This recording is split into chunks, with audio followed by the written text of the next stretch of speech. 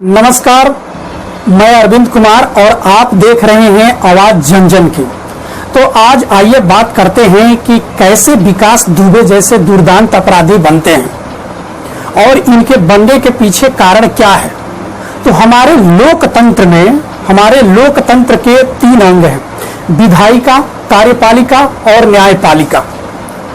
विधायिका का काम है विधियों का निर्माण करना, कार्यपालिका उन विधियों को क्रियान्वित करती है और न्यायपालिका उन विधियों की समीक्षा करती है कि कार्यपालिका किस प्रकार से उसका क्रियान्वयन कर रही है या सही से कर रही है या नहीं कर रही है। ठीक है, तो चलिए हम चलते हैं अब विधायिका के फंक्शन के बारे में एक बार चर्चा करते हैं कि विधायिका का फंक्शन होता कैसे है। तो देखिए, विधायिका में जो भी लोग चुने जाते हैं यह जनता के प्रत्यक्ष चुनाव या अप्रत्यक्ष चुनाव के माध्यम से चुन करके आते हैं और प्रत्यक्ष जनप्रतिनिधियों के लिए जरूरत है कि ये जनता के वोटों की इनको जरूरत होती है, जनता के वोटों की जरूरत होती है और जनता के वोट के माध्यम से ही यह चुन करके आपके विधानसभाओं और लोकसभाओं में आते हैं और यही आकर के क्या करते हैं कि हमारी विधियों का निर्माण करते हैं। और मुख्य मुद्दा है कि विधायिका में चुने जाने के लिए जनप्रतिनिधि को जनता का वोट चाहिए और इन वोटों को हमारे लोकतंत्र में कई आधारों पर डिवाइड किया गया है। यानी इन वोटों को इकट्ठा कैसे किया जाए, इसके लिए जनप्रतिनिधि तमाम तरह के हथकंडे अपनाते हैं और यह वोटर किन किन प्रकार से बटा हुआ है इसके बारे में हम देख लेते हैं। तो देखिए, यह वोट जो है हमारा धार्मिक आधार पे, जातीय आधार पे, प्रलोभन के आधार पे और बाहुबल एवं धनबल के आधार पर भी बटा हुआ है। अब धार्मिक आधार पर किस प्रकार से वोट बटा हुआ है, तो बहुत सारे धार्मिक ग्रुप हैं जो कि धर्म के आधार पर इन लोगों को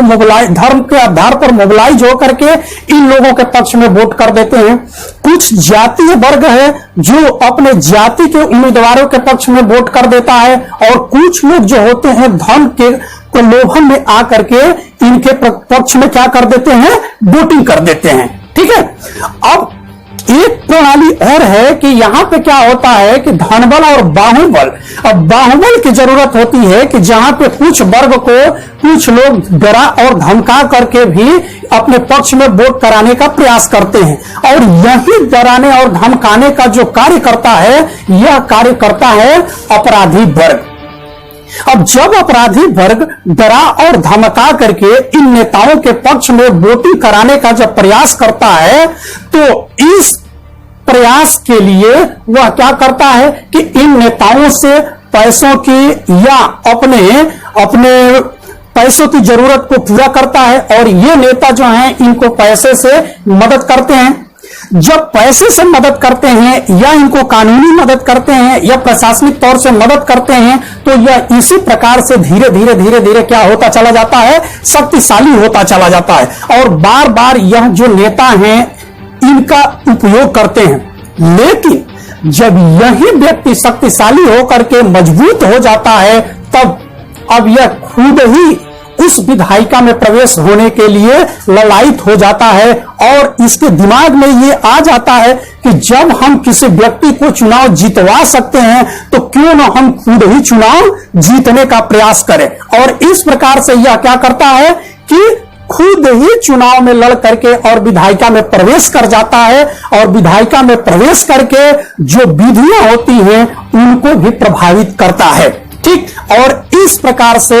ये हमारे शासन तंत्र में अपराधियों का बोलबाला हो जाता है। तो इसी को हम कहते हैं कि राजनीति का अपराधीकरण और अपराध का राजनीतिकरण। ठीक है, तो देखिए, अपराध का राजनीतिकरण और राजनीति का अपराधीकरण किस प्रकार से चल रहा है, इन्हीं खेल को इस लोकतंत्र में इस प्रकार के अपराधियों का बार बार संरक्षण दिया जाता है। ठीक है, तो देखिए, ये आपका एक हमारा मुद्दा रहा कि इस प्रकार के मुद्दे पर कैसे हम लोगों को सोचना चाहिए। यदि इन मुद्दों को ये मुद्दा आप लोगों को अच्छा लगा हो तो आप लोग हमारी इस वीडियो को लाइक कर दीजिएगा, सब्सक्राइब कर दीजिएगा, मित्रों के बीच में शेयर कर दीजिएगा और आपकी कोई भी समस्या हो तो हमारे इस कमेंट बॉक्स में लिखिए, जिससे कि हम इस चैनल के माध्यम से आपके मुद्दे को समय समय पर उठाते रहें। धन्यवाद।